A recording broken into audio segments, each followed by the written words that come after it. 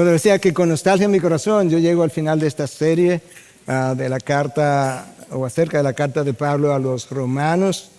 Yo he dicho en otras ocasiones, mi capítulo favorito de la Biblia es Juan 17, mi carta o libro favorito de la Biblia es Romanos por mucho, y yo no creo que yo estoy solo en esa categoría, yo creo que ese ha sido el testimonio de mucha gente a lo largo de los años. De manera que nosotros tenemos ahora, este es el mensaje número 50 de la serie, y yo creo que hemos recorrido mucho terreno, pudimos haberlo hecho todavía mucho más extenso como otros lo han hecho, pero eso iba a requerir de tenernos mucho más tiempo en palabras, en conceptos, que quizás hubiese sido bueno, pero le resta dinamismo a la serie y era algo que yo no quería hacer.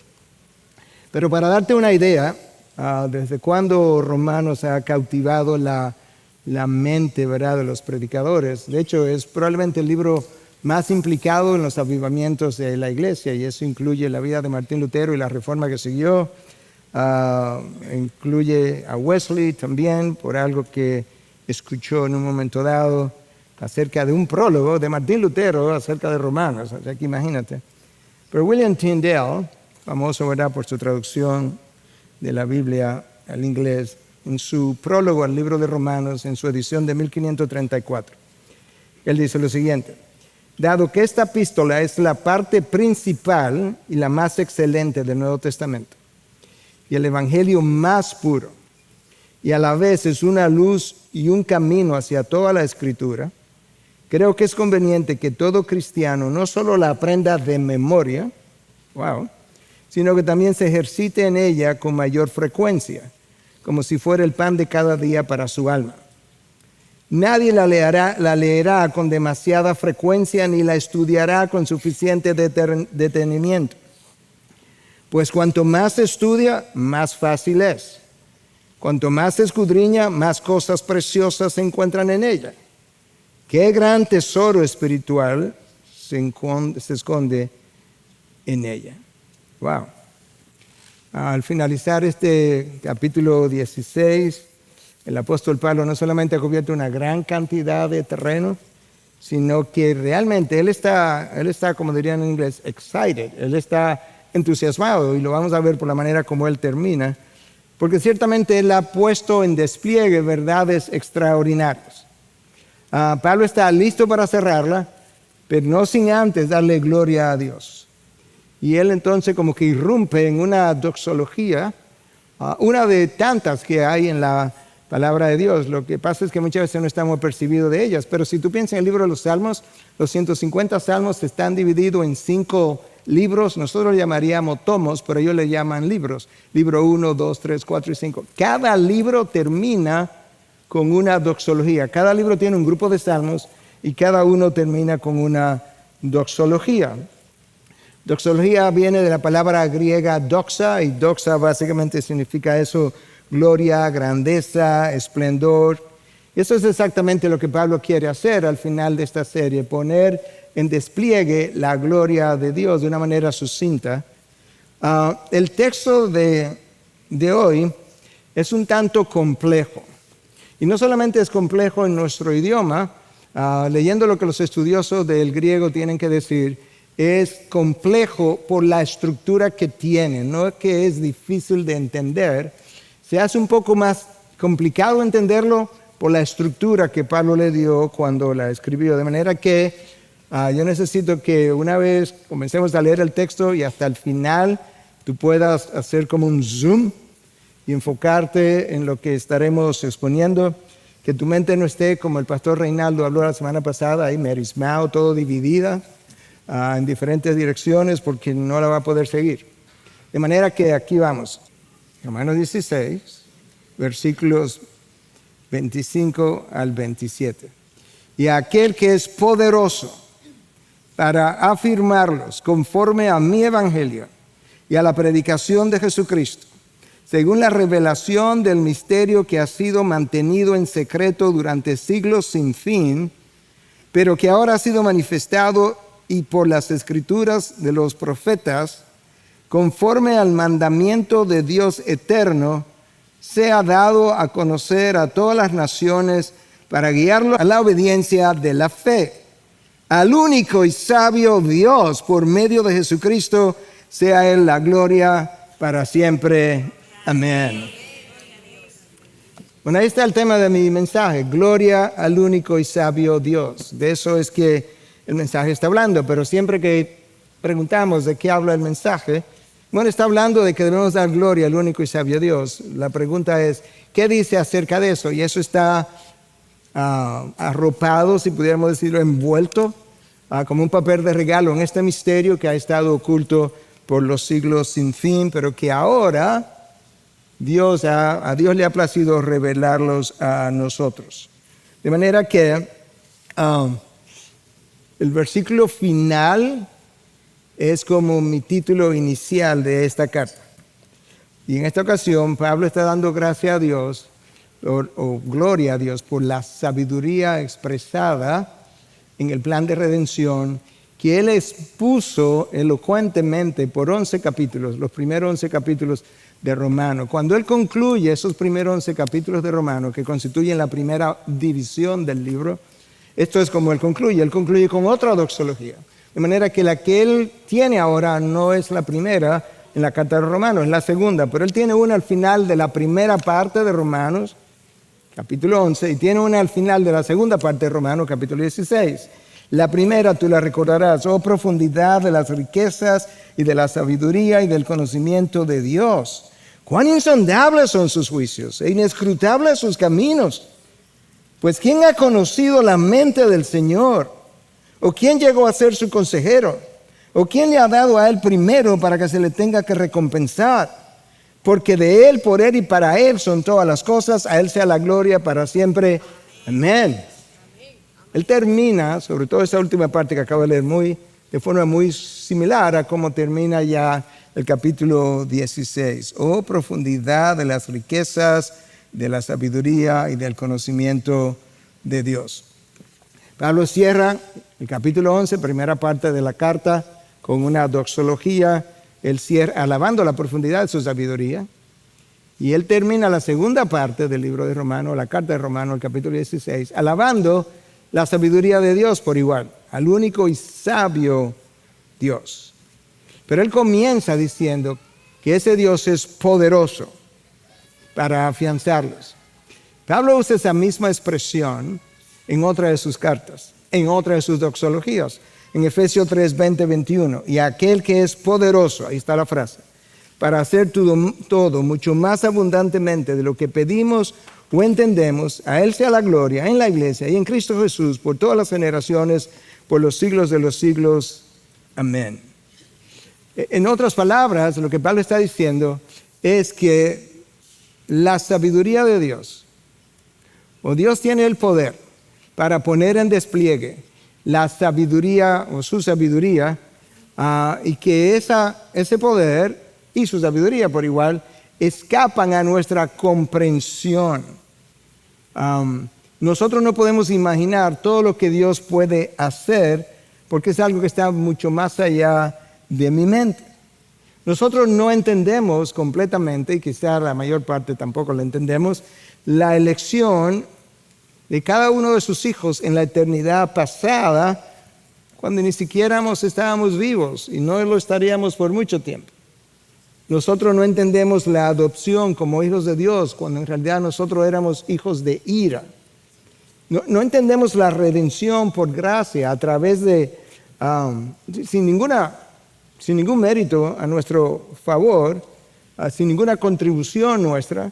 No entendemos la santificación que Él lleva a cabo a través del Espíritu Santo, pero no sin mi participación. La parte primaria la lleva a Dios, pero nunca sin mi participación, lo cual es diferente a cómo ocurrió la salvación. En la salvación yo no contribuí en nada, Él lo hizo todo, pero no así la santificación.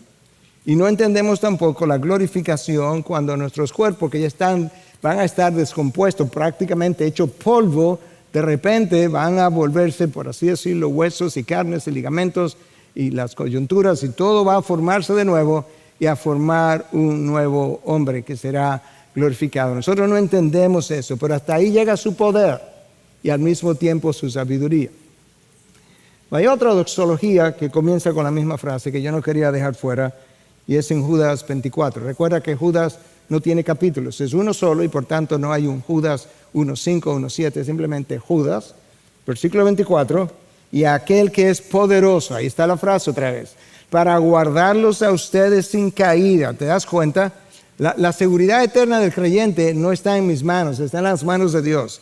Y aquel que es poderoso para guardarlos a ustedes sin caída y para presentarlos sin mancha, en presencia de su gloria, con gran alegría, al único Dios, nuestro Salvador, por medio de Jesucristo nuestro Señor, sea gloria, majestad, dominio y autoridad antes de todo tiempo y ahora y por todos los siglos. Amén. Wow. Dios garantiza, pero ¿notaste cómo? Por medio de su Hijo Jesucristo. El Antiguo Testamento es cristotélico, apuntaba a Cristo todo el tiempo. El Nuevo Testamento es cristocéntrico, gira alrededor de la persona de Cristo. De manera que yo soy mantenido en el camino hasta entrar en gloria por medio de Cristo, porque estoy en Cristo y no puedo verme separado de Él ni debiera tratar de verme. De manera que Cristo es responsable de que aquel que comenzó la buena obra continuará siendo fiel hasta completarla, pero yo tengo una participación en el camino y cómo estas dos cosas se dan, eso también escapa a nuestro entendimiento. Pero volviendo al texto de hoy, donde Pablo dice que Él es poderoso para afianzarnos o afianzarlos, porque le está hablando a los romanos, la palabra ahí, traducida del griego, es esterizo, que significa establecer firmemente. Dios es poderoso para establecerlos a ustedes, romanos, firmemente en su fe. Permanecemos firmes en la fe cuando tú y yo permanecemos firmes en Cristo y de manera peculiar firmes bajo su señorío, que ese es el problema. El problema de nuestra desobediencia es que no queremos ajustarnos todo el tiempo al señorío de Cristo. El mismo problema de Adán y Eva. Pero siempre y cuando yo quiera vivir su señorío en todas mis áreas, pues yo voy a poder continuar hacia adelante con una vida de mucho mayor gozo. Escucha lo que Pablo le dice a los Colosenses, capítulo 2, versículos 6 y 7. Por tanto, de la manera que recibieron a Cristo, el Señor Jesús, ahí está Cristo otra vez, así anden en Él, arraigados, firmemente arraigados y edificados en Él y confirmados en su fe. Otra vez, el texto que acabo de leer de los Colosenses me vuelve a decir que yo estoy firme en Él, que ande en Él, porque es en Él que yo puedo estar arraigado. Y Pablo está diciendo a los romanos que Él es poderoso para afirmarlos. Sí, pero ¿cómo me afirma? En Él, en Cristo. Ahí yo tengo que construir sobre la roca, no sobre la arena. Y eso es parte de lo que Pablo está comunicando. Yo creo que esta doxología nos va a permitir ver con mayor detalles algo que frecuentemente decimos en hermenéutica o los estudios de cómo entender la Biblia, es que la palabra interpreta la palabra. Un versículo no muy claro será iluminado por otro versículo. Y esta es la razón por la que voy a continuar trayendo versículos de la palabra para traer luz sobre cosas que quizás o no están muy claramente explicadas o no explícitamente explicadas o son un tanto confusas. Pero el versículo 25 de nuevo con el que comenzamos, y aquel que es poderoso para afirmarlos conforme a mi evangelio y a la predicación de Jesucristo. Tú ves de nuevo que no hay separación posible entre mi firmeza en la fe y la persona de Jesús. Yo necesito estar firme en la fe cuando yo vivo el señorío de Cristo. Y cuando vivo el señorío de Cristo, en esencia, estoy obedeciendo los mandatos de Cristo. Por eso en la Gran Comisión, Cristo les dice, ¿qué cosa? Ir por todo el mundo y hacer discípulos, bautizándolos en el nombre del Padre, del Hijo y del Espíritu Santo, y enseñándoles a obedecer todo cuanto yo he enseñado. La firmeza depende de la obediencia, nunca ha sido diferente. Y Cristo es la roca sobre la cual yo tengo que construir esa vida. De manera que Pablo está diciendo, Cristo es capaz de afirmarlos a través de mi evangelio y de la predicación de Jesucristo. Ahí hay como 2 o 3 observaciones que yo quisiera hacer. La primera es, ya lo mencioné, que mi firmeza depende de que yo no negocie el evangelio. Y estoy usando la palabra evangelio no simplemente con el mensaje de buenas nuevas que me trae salvación, sino todas las implicaciones de esa salvación que yo he recibido por medio del Evangelio. Escucha ahora cómo Pablo le dice otra vez a los corintios cuando le escribe la misma cosa, que la firmeza depende de que vivas el Evangelio con todas sus implicaciones. Escucha, 1 Corintios 15, versículos 1 y 2. Ahora les hago saber, hermanos, el Evangelio. Pablo le va a hablar de qué es el Evangelio. Que les prediqué, el cual también ustedes recibieron. Escucha, en el cual también están firmes. Sí, pero Pablo no está pensando cuando él dice eso, que si tú conoces el Evangelio, define el Evangelio, que yo estoy firme. No, hay un montón de gente que conoce el Evangelio al dedillo, lo puede definir al dedillo, y no son ni siquiera creyentes. De hecho, los demonios se conocen el Evangelio mejor que nosotros, por mucho. Y no se someten a las implicaciones del Evangelio. Pablo dice, les hago saber el Evangelio en el cual también están firmes. Mi firmeza depende de que yo conozca el Evangelio, viva el Evangelio en términos de la verdad que encierra y las implicaciones que tiene. Segunda observación que Pablo hace, que de repente Pablo le llama al Evangelio de Jesucristo mi Evangelio. Yo no creo que nadie que conozca la vida de Pablo y haya leído sus cartas se le ocurriría pensar que él está tratando de robarle el Evangelio a Jesucristo, o que está diciendo que su Evangelio es diferente al Evangelio de Pedro. No. Es que Pablo fue capturado por el mensaje del Evangelio de una forma tan impresionante que luego él rindió su vida como una ofrenda a sus pies para luego vivir el Evangelio que a él le trajo vida. Yo creo que la sangre de Pablo era similar a la sangre de John Bunyan, el autor del Peregrino. Decía Spurgeon, creo que te lo cité recientemente, pero como he dicho otras veces, a veces viajo y digo algo allí, no sé si lo dije acá o viceversa. Pero esto es lo que Spurgeon dijo de John Bunyan. El hombre, Bunyan, es una Biblia viviente. Pínchalo en cualquier sitio. Su sangre es bíblica o biblina. La esencia misma de la Biblia fluye de él. Yo creo que eso es por lo que Pablo está diciendo, mi Evangelio. Pablo, el Evangelio corría por sus venas y arterias. Yo creo que si tú lo cortabas, salía Evangelio. Él se apropió tanto del Evangelio, amó tanto el Evangelio, el mensaje, la persona que lo trajo, quien escribió el Evangelio con sangre, que Pablo está diciendo, este es mi Evangelio. La tercera observación de ese texto que quería hacer es que Pablo dice que Dios puede afirmarlo a través de mi Evangelio, escucha, y la predicación de Jesucristo. ¿Por qué estoy diciendo eso? Porque Pablo nunca separó su predicación de lo que era la persona de Jesús. En otras palabras, Pablo entendió que el centro de su predicación era Cristo Jesús. Eso fue una de las cosas que ocurrió durante la Reforma. Cuando la Reforma terminó, dejó múltiples beneficios. Pero todos los demás beneficios se vieron como resultado de estas tres cosas. El Dios del cielo y la tierra pasó al centro de la historia, Él la gobierna, Él es soberano, su providencia se encarga de todos los detalles, todo, los buenos, los malos, los no tan buenos, los no tan malos, en tu vida, en la vida de cada persona, no solamente de cada creyente, de cada ser humano, de cada criatura incluso que se mueve sobre la faz de la tierra. 2 pajarillos no caen al suelo sin su consentimiento. Quedó claro, Dios está en el centro de la historia. Número 2, Cristo pasó al centro de la predicación, porque eso es lo que Pablo está aludiendo ahora. Y número 3, la Biblia pasó al centro de la vida de la iglesia. En otras palabras, la gente traía Biblia a su iglesia, leía la Biblia, escudriñaba la Biblia, vivía la Biblia, y eso produjo todos los demás beneficios que la Reforma trajo. Entonces Pablo ahora dice que este Dios poderoso es capaz de afianzarlos por medio de mi Evangelio e inmediatamente después y la predicación de Jesucristo. Por eso es que Pablo dice en Romanos 15:20 que él quería anunciar el Evangelio donde Cristo no había sido predicado. Tú ves, yo quiero anunciar el Evangelio donde Cristo no ha sido predicado. Claro, porque si Cristo no ha sido predicado, el Evangelio tampoco. Y yo quiero entonces ir a esos lugares, y eso lo estuvimos viendo. Pero nota lo que Pablo, mira la centralidad que tiene en la predicación de Pablo, tuvo en la predicación de Pablo a la persona de Cristo.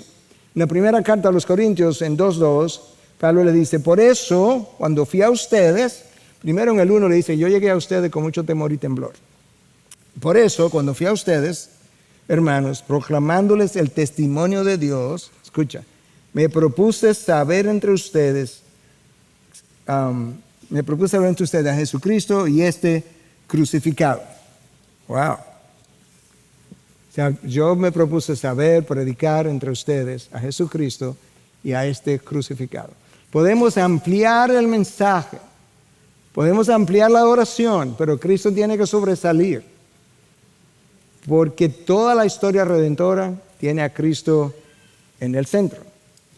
Y ahora, hacia el final del versículo 25, que es el único que hemos estado revisando, Pablo dice que este evangelio ha sido dado según, porque esto es importante, según la revelación del misterio que ha sido mantenido en secreto durante siglos sin fin. Déjame parar ahí, eso está al final del versículo 25, para seguir al 26. Pero déjame parar un momentito.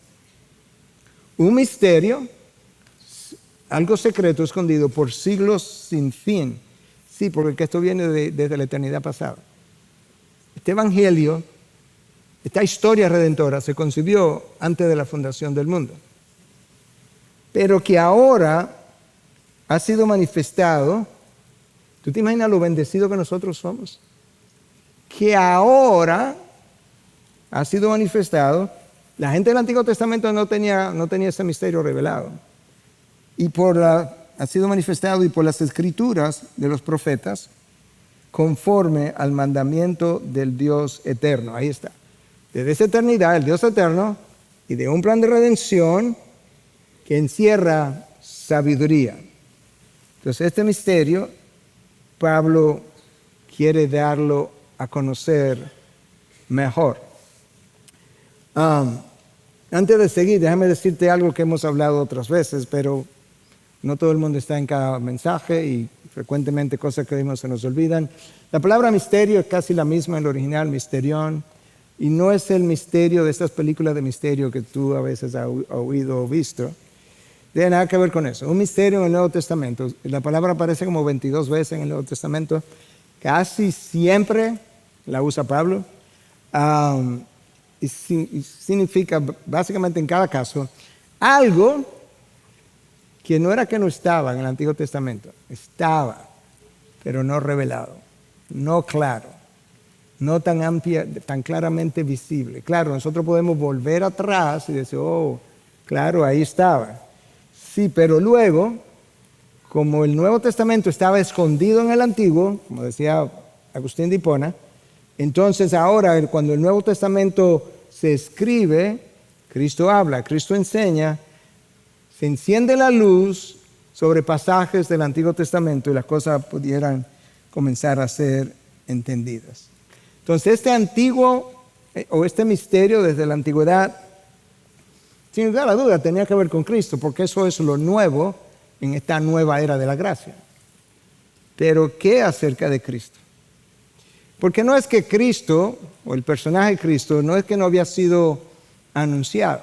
De hecho, fue anunciado de antemano. Fue anunciado tan pronto Adán y Eva cayeron. Adán y Eva pecan, en el capítulo 3 lo narra de Génesis. Ahí mismo, en el 3:15, se anuncia la venida de este Mesías, no tan claramente. Dios dice, pondré enemistad entre tú, la serpiente, y la mujer, y entre tu simiente y su simiente. Él te herirá en la cabeza y tú lo herirás en el talón.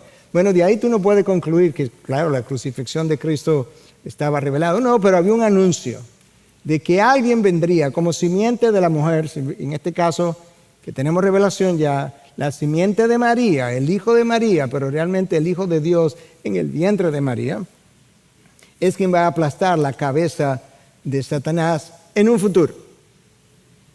Y la palabra de Dios declara con lujo de detalle cómo eso sucedió. En Colosenses 2, 13 y 15 nos habla de que Cristo en la cruz, clavó el documento adverso que pesaba o que nos acusaba, la ley, porque Él la cumplió, y que cuando Él hizo eso, Él desarmó los poderes de las tinieblas. Génesis 3:15, cumplido. Entonces escucha lo que Pablo está diciendo. Regreso al versículo 25 y continúo ahora hacia el 26, que no lo hice ahorita. Según la revelación del misterio que ha sido mantenido en secreto durante siglos sin fin, pero que ahora ha sido manifestado y por las escrituras de los profetas, conforme al mandamiento del Dios eterno, se ha dado a conocer a todas las naciones para guiarlas a la obediencia de la fe. Ahora acabamos de ver el misterio. Está relacionado a Cristo. Él es quien le da inicio a esta nueva era, pero resulta que el mensaje de salvación tenía que ser dado a conocer, ahí está, a todas las naciones para guiarlas a la obediencia de la fe. En otras palabras, el mensaje de Dios para el hombre no iba a estar concentrado más en una sola nación. Hasta que Cristo vino y aún durante sus días, la relación de Dios fue primariamente, casi exclusivamente, con la nación judía. De hecho, en la época de Cristo, en un momento dado, que querían que Él fuera hacia las regiones de Tiro y Sidón, le dice, no, yo vine solamente para las ovejas perdidas de Israel. En otro pasaje, creo que es Mateo 10, si mi memoria no me falla, Cristo envía a sus discípulos y le dice, vayan solamente, no vayan por la casa o territorio de los gentiles, solamente por las ovejas perdidas de Israel. Todavía en la vida de Cristo, de manera puntual, Dios está lidiando con la nación de Israel. Entonces, parte A del ministerio es que esto que se anunció en Génesis 3:15, que luego Isaías anunció, capítulos 52 y 53 de su libro, y que otros también anunciaron, la persona de Cristo, vendría, pero que vendría para traer salvación a gente, a personas de toda tribu, lengua, pueblo y nación. Eso es nuevo. El judío jamás en su vida hubiese podido concebir que los gentiles formarían parte de este plan de redención, que los gentiles y los judíos formaríamos un solo pueblo en el día de hoy. Escucha cómo Pablo trae luz en Colosenses 1, 25 al 27.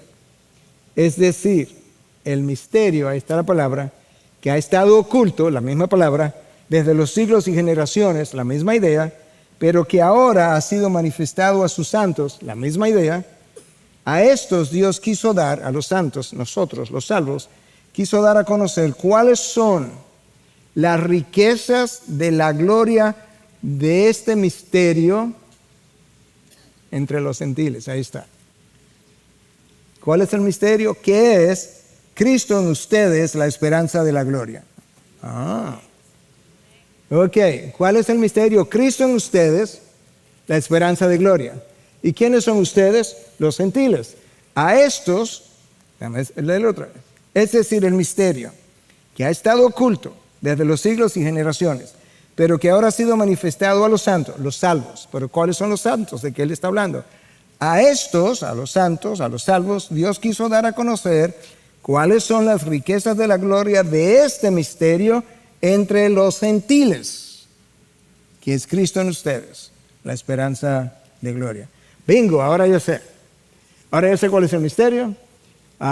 En su totalidad, la persona de Cristo inicia una nueva era, no la nueva era, una nueva era de gracia, de perdón, que incluiría pueblos, tanto judíos como gentiles, y por un largo tiempo, 2000 años prácticamente ahora, mayormente entre los gentiles. Y ese misterio es Cristo Jesús en ustedes, gentiles. Desde el inicio de esta carta, Pablo dio a conocer que ese era su llamado. Yo creo que Pablo lo llama también mi evangelio, porque él fue el apóstol, el enviado, el primer enviado a los gentiles. Todos los demás, entre los judíos. Y en Romanos 1:5, te va al capítulo 1, versículo 5, Pablo dice lo siguiente: es por medio de Él, Jesucristo, que hemos recibido la gracia y el apostolado, el llamado de Él, para promover la obediencia a la fe entre todos los gentiles por amor a su nombre. Pablo tenía claro que ese era su llamado. El llamado de Pablo tenía que ver con la revelación del misterio que había estado oculto por los siglos de los siglos. Amén. Cristo Jesús, déjame leértelo como lo resumí, predicado entre los gentiles y no solamente entre los judíos. Y la creación de una iglesia multiétnica que nunca había sido visto en el Antiguo Testamento. Ese es el misterio.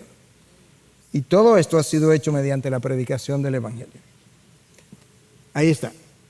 De eso es que Pablo está asombrado de la sabiduría de cómo Dios ha hecho esto.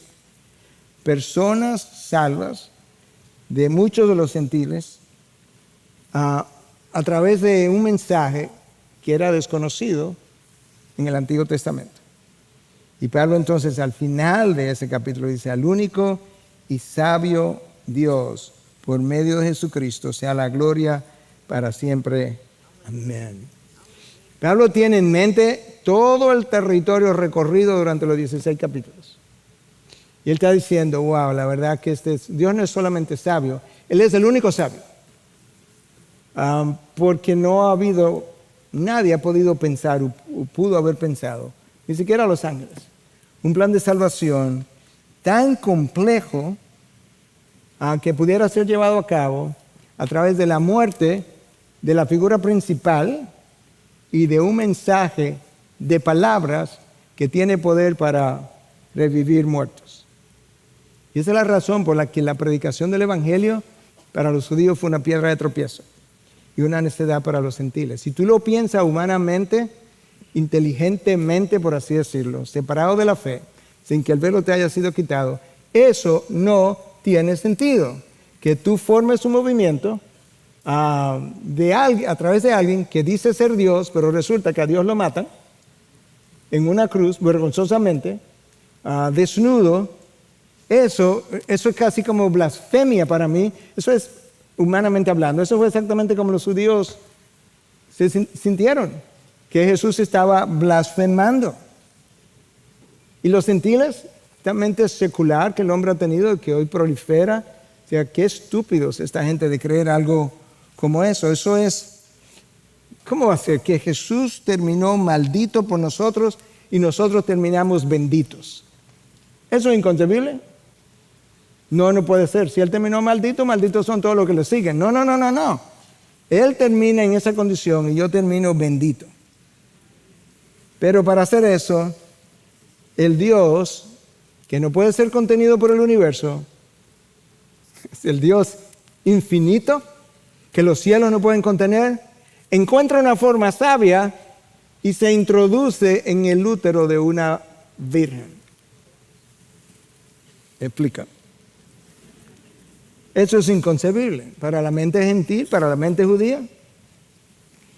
Y entonces cuando hace eso, a través de la misma sabiduría, resulta que Dios se hace hombre, pero no deja de ser Dios. Imposible. Sí, pero es que Él no es solamente hombre, Él es también Dios. Y eso ocurrió a través del nacimiento virginal de María. Oye, otra cosa más. Ahora una virgen que nadie ha tocado está embarazada. Eso es... ¿Quién va a creer eso? No, porque es que nosotros vivimos por fe y no por vista. Esa es la diferencia. En la ciencia tú ves cosas, pones cosas, haces experimentos, las ves los resultados y tú crees. De manera que tú ves para creer o para entender. En la fe cristiana, tú crees para entender. Por la fe entendemos, dice el autor de Hebreos, que los cielos o lo que se ve fue hecho de las cosas que no se ven. ¿Cómo que una virgen concibió? Bueno, eso es irracional, sí, pero así ocurrió. Entonces el rey de los cielos es el súbdito de los hombres aquí en la tierra, el amo lavó los pies. Imagínate las cosas que a nosotros no nos gusta hacer porque eso no está a la altura de mi persona. El juez fue juzgado. El juez se paró de su asiento, por así decirlo, y tomó el lugar del acusado. y como fue acusado, fue clavado. El inocente fue crucificado y el culpable lo dejaron libre. ¿Qué plan es ese? Ni los ángeles podían concebir algo así. El dador de la vida la perdió, o sea, él muere y da vida. Bueno, pero si él puede dar vida, que se salve a sí mismo. Eso fue lo que el centurión al pie de la cruz comenzó a pensar. Entonces Dios Hijo, mira la sabiduría de Dios. Dios Hijo, yo te dije que tenía que permanecer enfocado. Dios Hijo vino y pagó una deuda que nosotros teníamos con Dios. Nosotros teníamos una deuda con Dios Padre y yo no la podía pagar. Y Dios se pagó su propia deuda. ¿Tú estás viendo? Es como que tú me debas $3,000 y yo cargue a mi cuenta $3,000 para que ya tú no me lo debas. Dios Hijo, es Dios, pagó mi deuda. ¿Le pagó la deuda a quién? No a Satanás, como muchos han dicho en el pasado, sino al mismo Dios Padre. Y Dios Padre ofrendó a su Hijo en la cruz, por así decirlo, para cumplir su justicia. Impresionante, de tal manera que, como dice Romanos 3:26, Dios pudiera ser justo, claro, porque nadie se sale con la suya. El que la hace la paga, y Cristo fue y la pagó por mí, de manera que Dios demostró que Él es justo, pero al mismo tiempo estaba demostrando de qué manera es que Él nos justifica. Por la misma acción que Él se demostró justo, es la misma acción que Él me justifica como salvo. ¿Están conmigo o no están conmigo? Ok, un grupito aquí está, el resto. El diseño es inescrutablemente sabio. Solamente un Dios omnipotente, omnisciente, infinitamente sabio pudiera concebir algo similar. Pero la sabiduría de Dios no solamente es inescrutable, es multiforme. Múltiples formas. Y eso fue revelado por Cristo, pero fue revelado en Cristo. Por eso que Pablo le escribió a los Efesios en 3:8 y les dice, o le habla de las inescrutables riquezas de Cristo. Son tantas, son tan complejas, son tan multiformes que son inescrutables. Mire este texto que alguien compuso de nombre Blakey, o apellido Blakey. Dice, aquí hay dos palabras, inescrutables y riquezas. Él dice, dos palabras atractivas, inescrutables y riquezas, que transmiten la idea de que lo más preciado es infinitamente abundante. Normalmente las cosas preciosas son raras, como las piedras preciosas. Su misma rareza aumenta su precio, pero aquí lo más preciado también es ilimitado. Riquezas de compasión y amor, de mérito, de poder santificador, consolador, vigorizante y transformador. Todo ilimitado.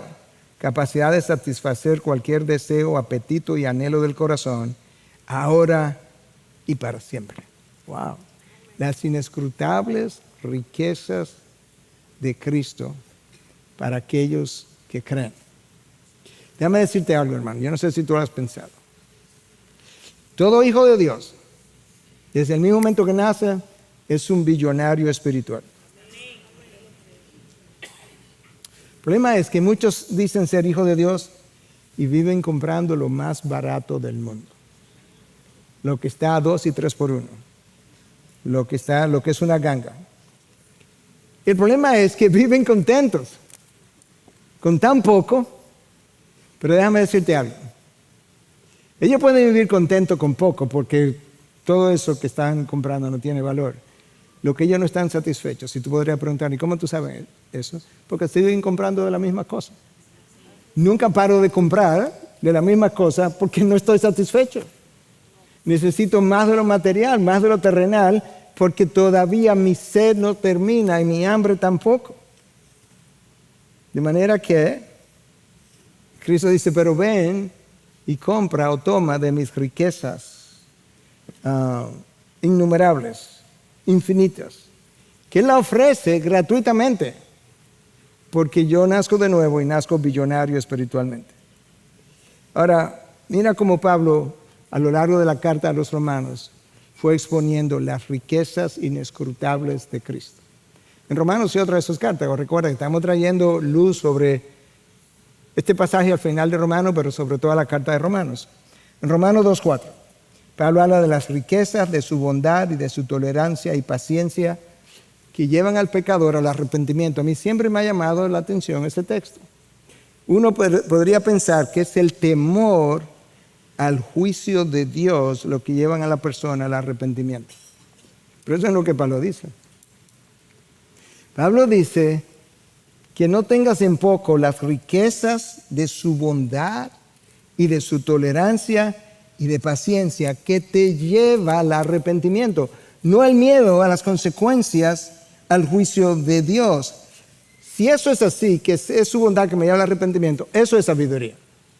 Porque a nadie se le puede ocurrir algo semejante.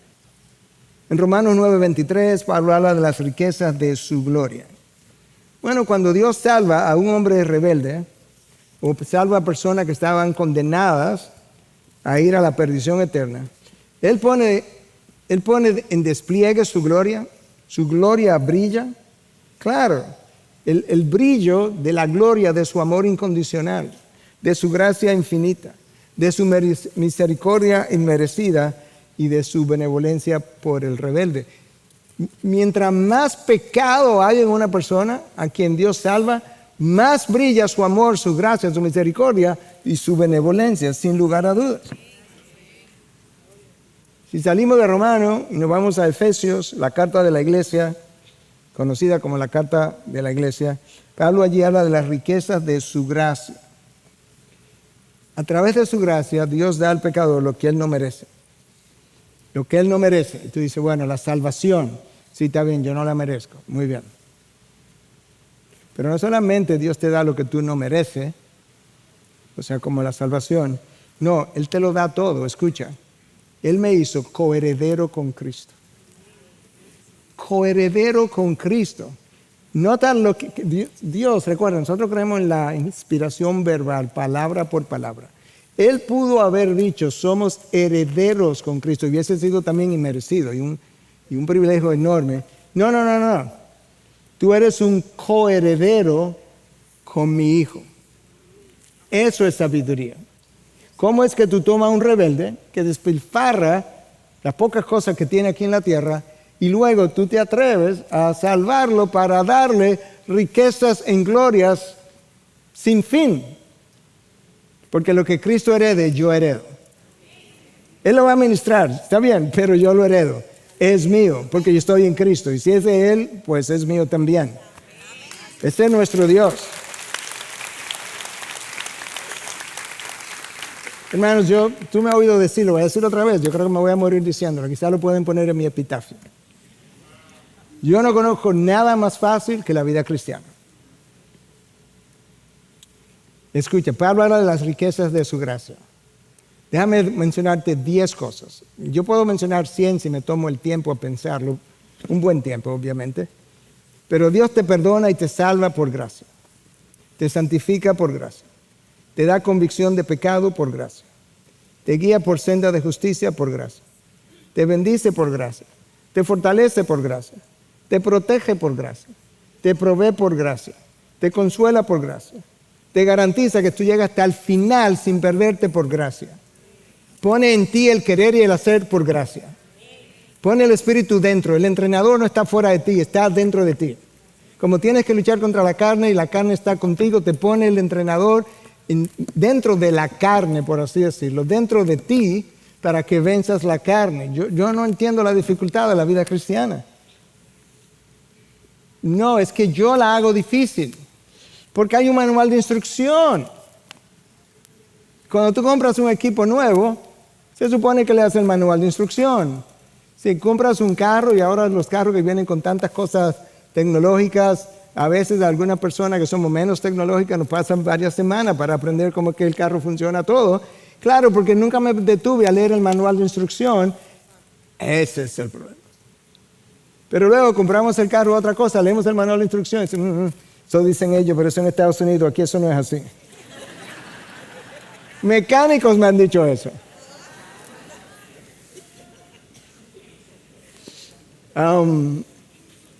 Déjame ir trayendo esto poco a poco a un cierre. Lo estamos cerrando aún, pero estamos llegando.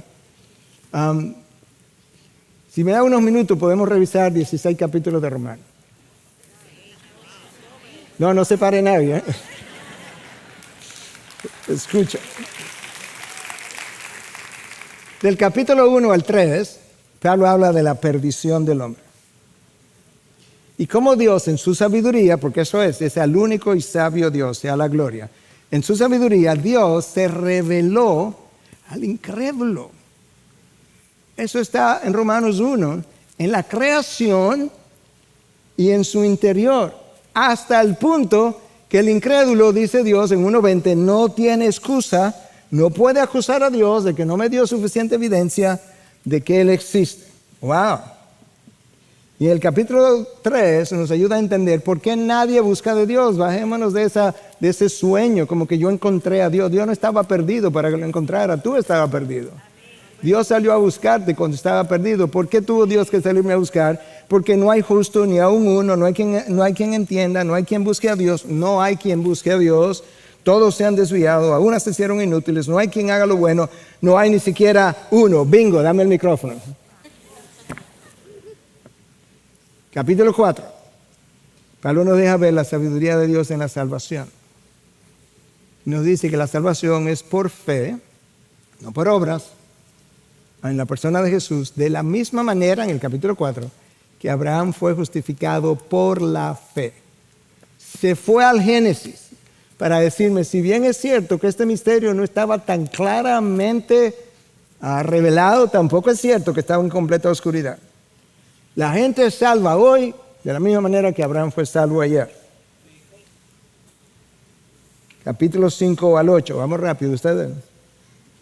Dios nos muestra, o Pablo nos muestra la sabiduría de Dios en la santificación. Y nos deja ver que a partir del nuevo nacimiento, la morada del Espíritu está en mí. Y el Espíritu va a pelear la guerra desde dentro de mí, literalmente. Y entonces cuando tú llegas al capítulo 8, es una sección del 5 al 8, cuando llega al capítulo 8, Pablo me da a entender algunas cosas. Comienza diciéndome, no hay condenación para los que están en Cristo Jesús. ¡Yupi!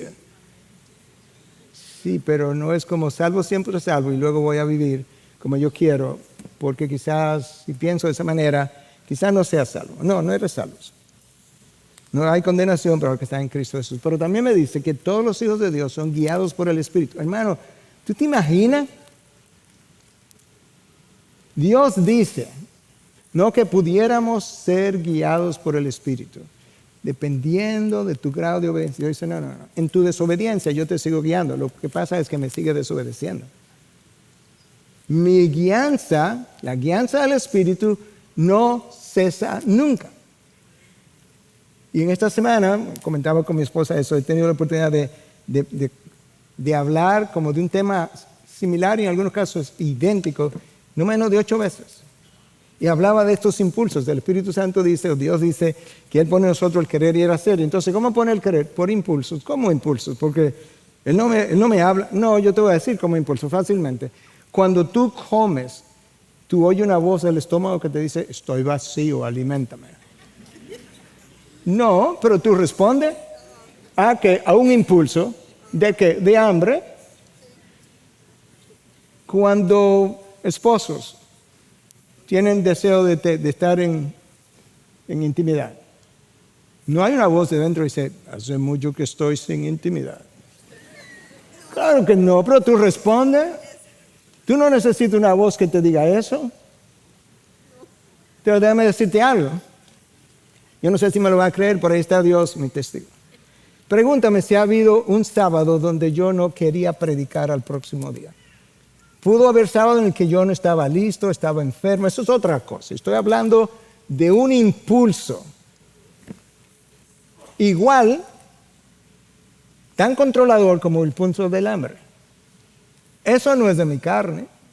Claro que no. No, eso es del Espíritu.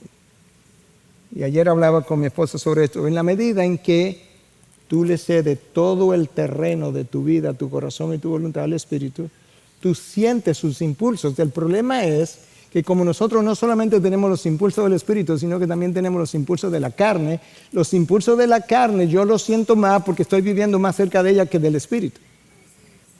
Y los impulsos de la carne terminan venciendo los impulsos del Espíritu como si al Espíritu le faltara fuerza o poder. Eso es como ocurre la santificación, hermano. No es más esfuerzo propio, es más ceder el terreno.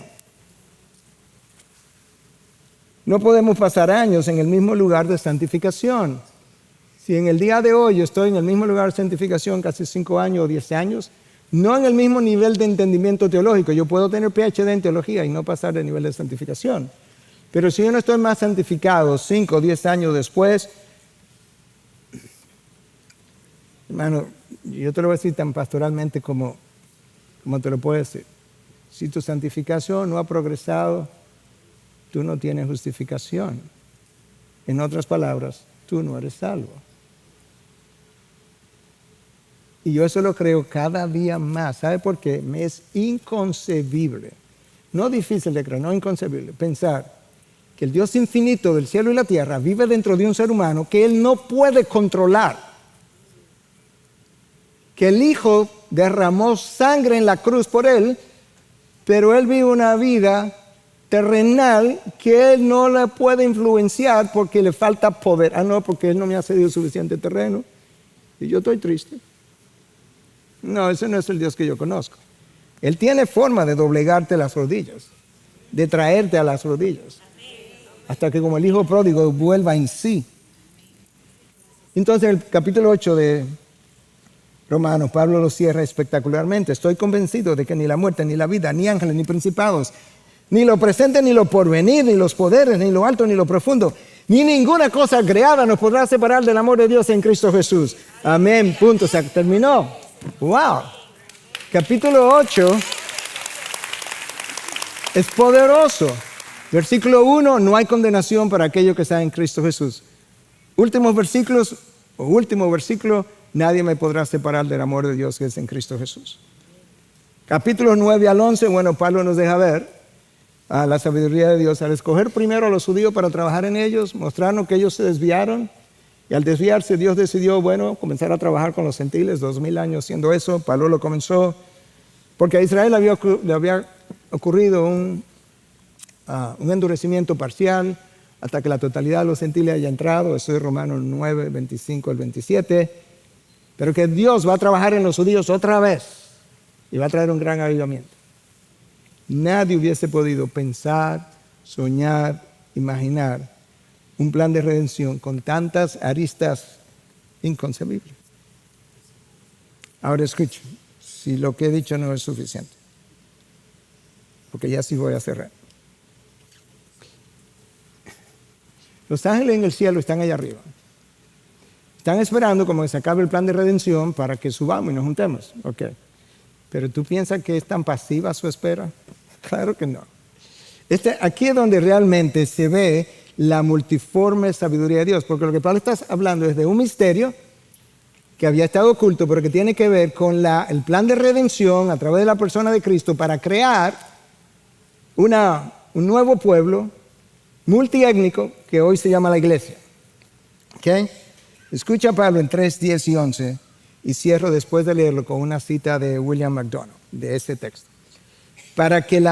Dios ha hecho todo eso para que la multiforme sabiduría de Dios sea ahora, el mismo vocabulario, porque antes no se dio, dada a conocer por medio de la iglesia, por medio de nosotros. ¿A quiénes?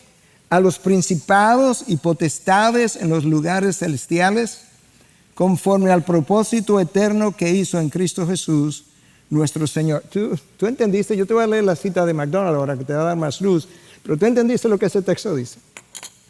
Que Dios está llevando a cabo un plan de redención.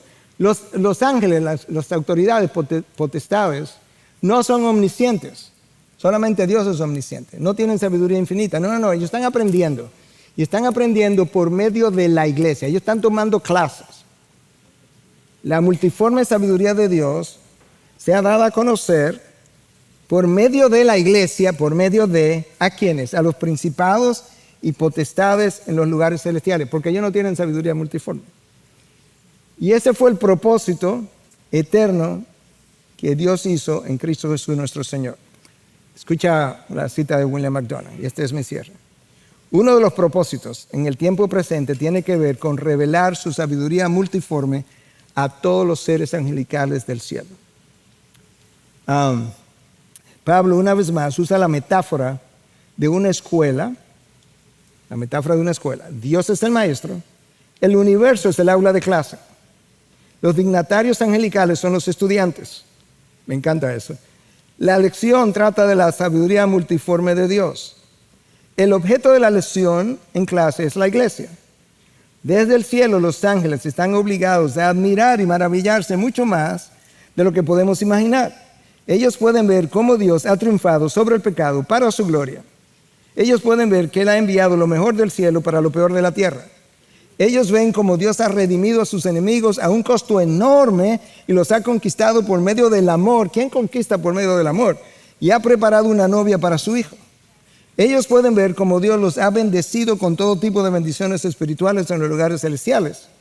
Y ellos pueden ver que a través de la obra del Señor Jesucristo en la cruz, Dios ha recibido más gloria y más bendiciones han llegado a tanto judíos como a gentiles de aquellos que han creído.